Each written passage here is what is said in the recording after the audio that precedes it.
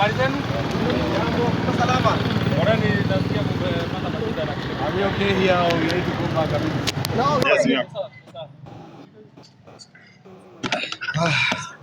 Tuanzie na wakili wetu then just nothing happened after you left. Yeah. After you left. Thank you once again, members of the Fourth Estate. Again, this is the part of the legal team. We have Wakili Mabea here. Yes, Mabea. And we have Wakili Masharia.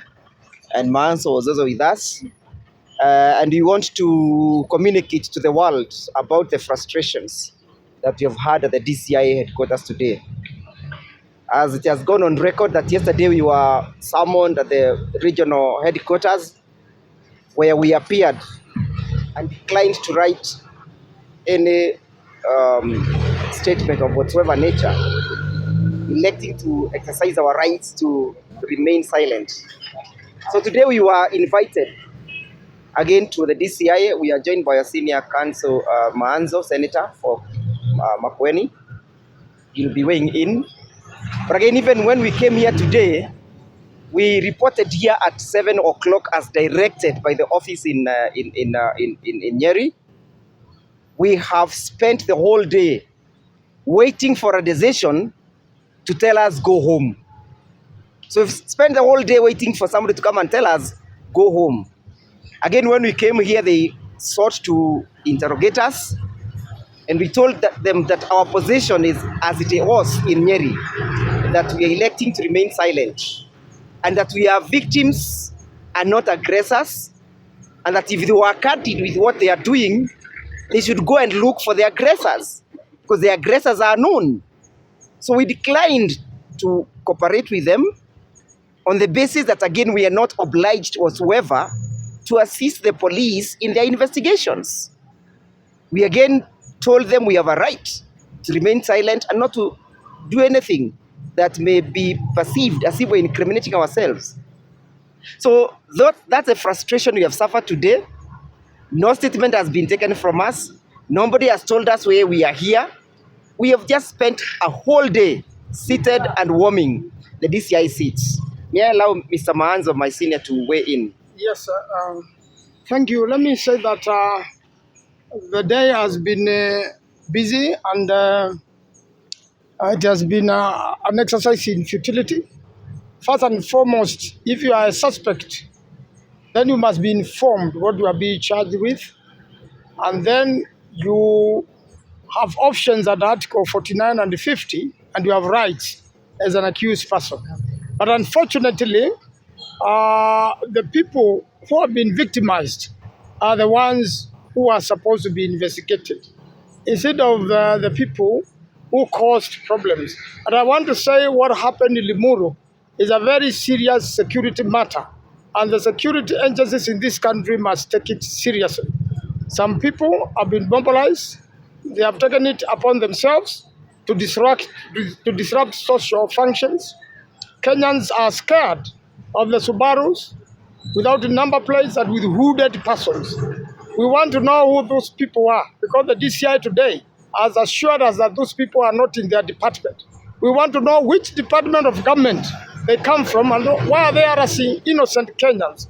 Why are they kidnapping people, abducting people? Some people have been abducted, have never been seen up to today.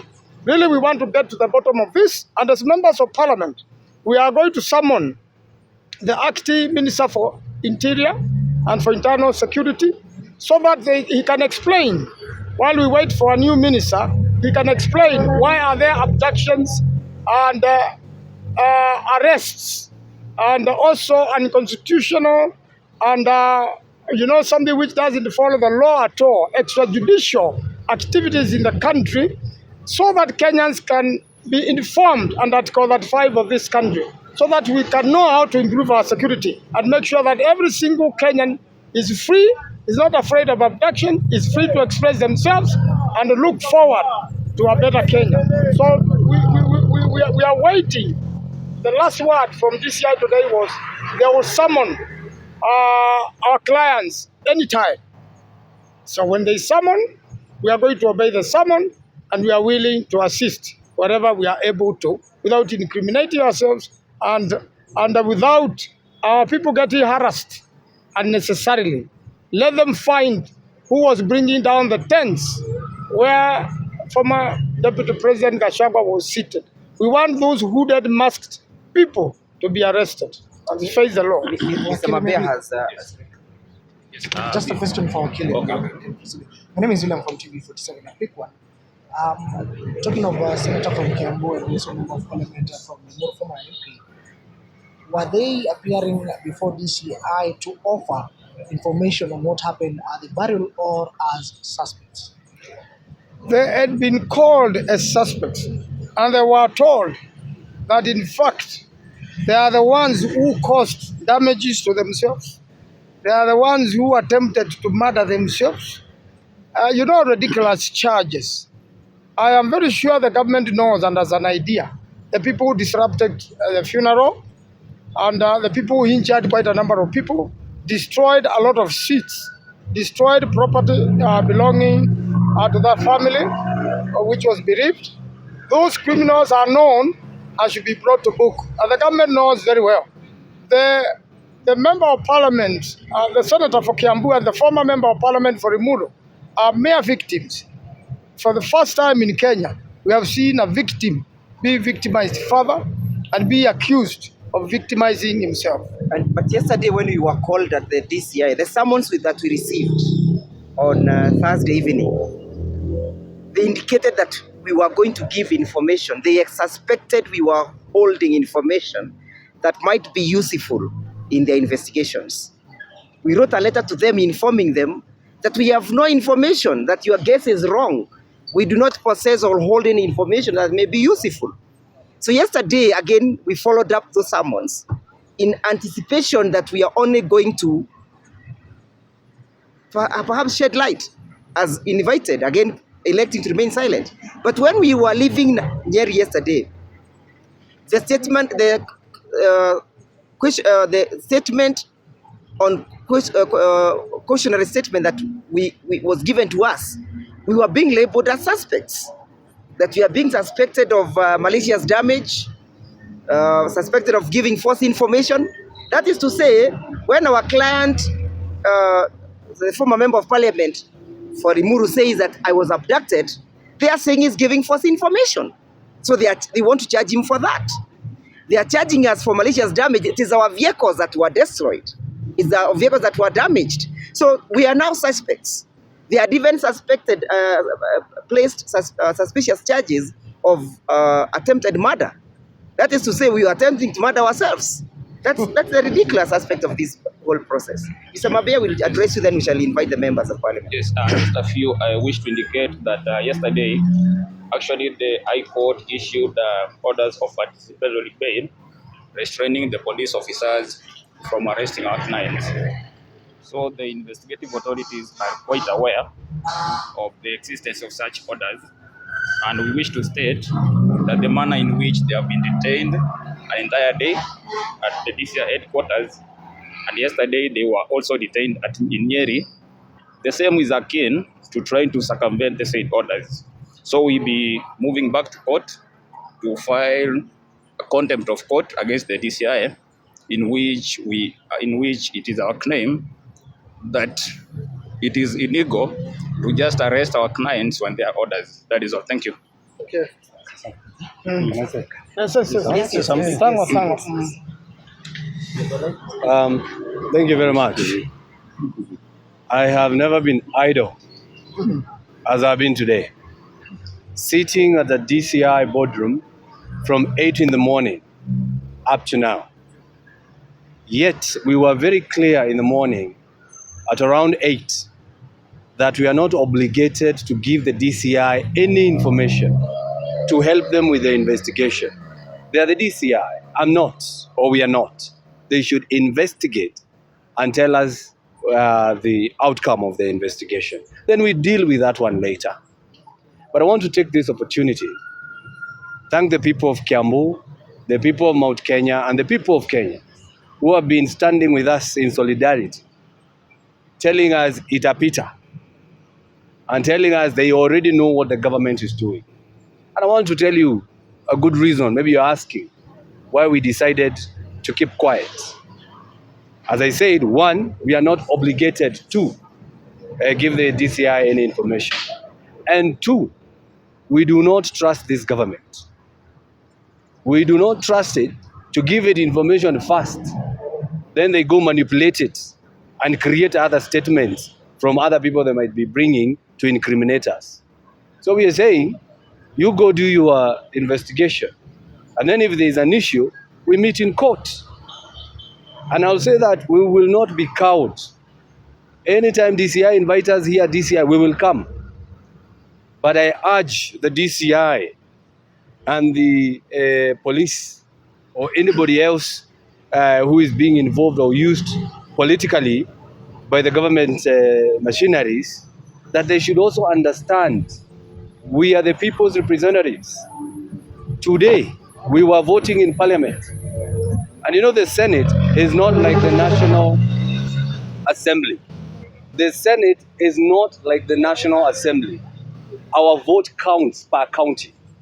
So if today, where we were voting on monies to be dispersed to counties, and I don't have a vote that is casted to represent Kiambu, it's the DCI and the government who are being used to make sure I do not present the people of Kiambu the way I'm supposed to. But we are saying, first of all, some of us, it's the first time we are interacting with the DCI. You know, we have been law-abiding citizens all through. But we are now interacting with them to understand how they work. And actually, we have realized they even have problems. You know, I might say I was idle, but I've learned a few things. They are not happy with the SHA. They are not happy with affordable housing levy. Their salaries are down. Ziko chini. So we are asking those who are making the budget, and especially the executive, angalia hawa maofisa vizuri, ndio waache kutumika, so that they can invest somewhere and they can do business somewhere else. Waache kutumika. Those are our fathers, they are our brothers, and they are our sisters and mothers in there.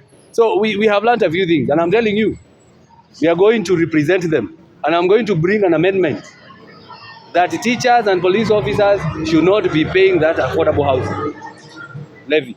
That is something, because I've realized, without mentioning name, they are also suffering.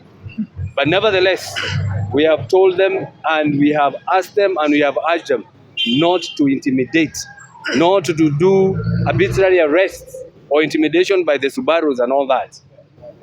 But I'm very happy for the state. I know you have also been harassed. And I want to take this opportunity that we shall protect the media freedom at all costs. Because if it were not for you, probably right now I'll be in a Subaru headed to Nyeri. Right now I'll be in a Subaru headed to Naivasha. But because you are here as our eyes, we have been released. Because for me, I felt it was like an arrest, because I could not live at my will. We were being told, wait, we are consulting, and you don't know who they are consulting, and you don't know who they are talking to. So we will support the media freedom, and I say, pole sana to those who are harassed, and you should report about it, so that the other CID officers, because I believe not all of them are like those who are harassing us here. But you know, in my culture, we say, I don't want to direct translate, but Kiamia Kemo Shamia Shod. Thank you.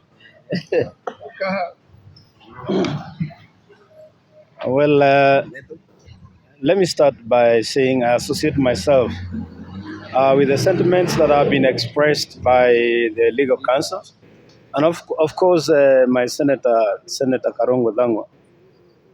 But most importantly, to say also that it has been a long day. We've been sitting in that boardroom since 8 a.m. And in that boardroom, there isn't much that was said. They were just engaging us in stories, including stories of monkeys, how they steal bananas there. And that there was nothing much in terms of what they probably would have called us for that transpired. But what hit me hard is you are getting in there and they're having charges against you. One of the charges is that I caused bodily harm. And I imagine for once, when pandemic broke loose, I had to run for my dear life. So I don't know how those people interpret. But I thought that they wanted us to have a statement so that they can use it to generate other statements to incriminate us. So in short, we are not satisfied with what is happening. We know we are being harassed. It was a serious psychological torture that you are kept there doing nothing until 5. And in fact, I thought at one time that they wanted to keep us until the media left. But now I'm happy that the media is here. You're doing very good work. Continue. I have heard that they have spoiled some of the cameras. Poleni sana. But tutaendelea kung'ang'ana kabisa. Ile kitu ambaye naambia serikali, you can try to punish those people who are seemed to associate themselves with the former Deputy President Rigathi Gachagua. Well, I think that is the only crime I can talk about.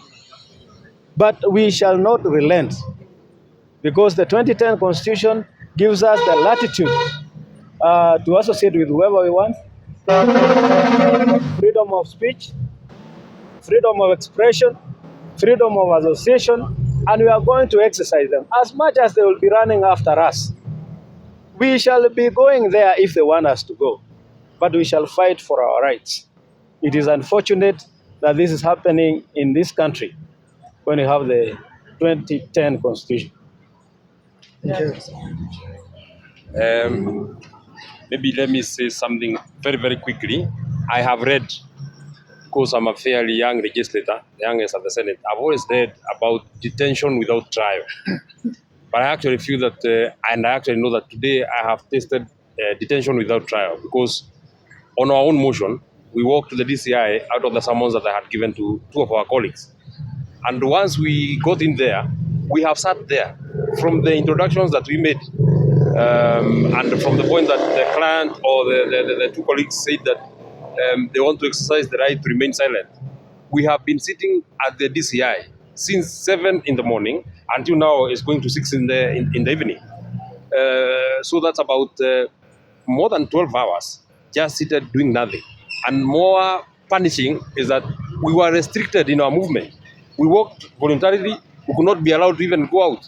We have not taken water. We have not taken tea. We have not taken anything the whole day. And I actually feel that this country has gone back to very, very dark days that I never enjoyed myself in my adulthood. I've never seen anybody detained without trial, with a court order that has an anticipatory bail that you cannot arrest this person.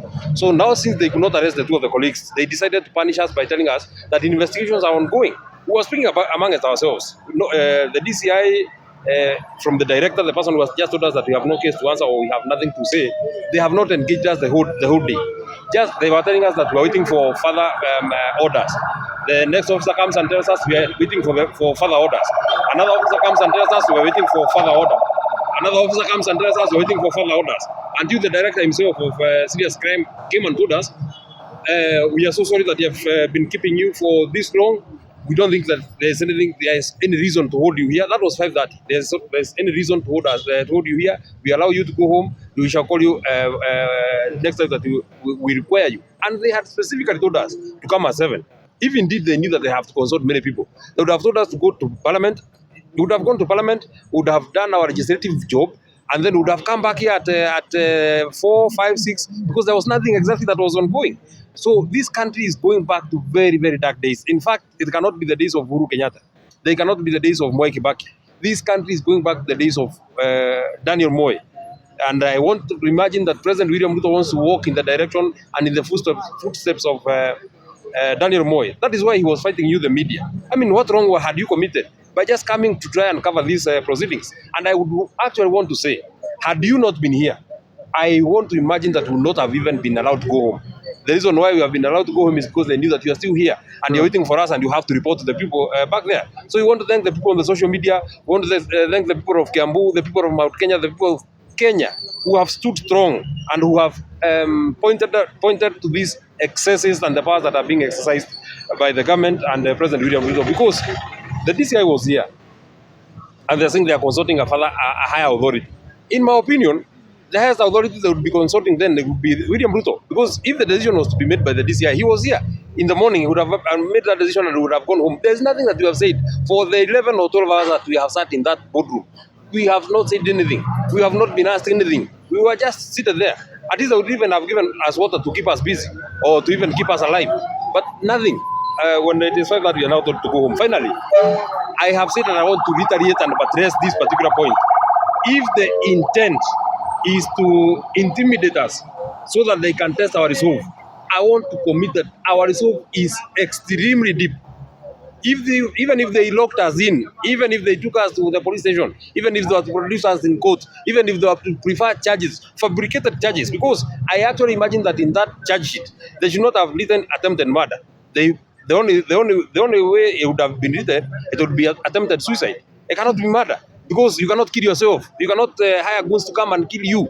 The goons came to the tents that Honorable Modi and Honorable Karungo were in. So you cannot say that those judges had anything. So we want to say that if they invite us, we shall come.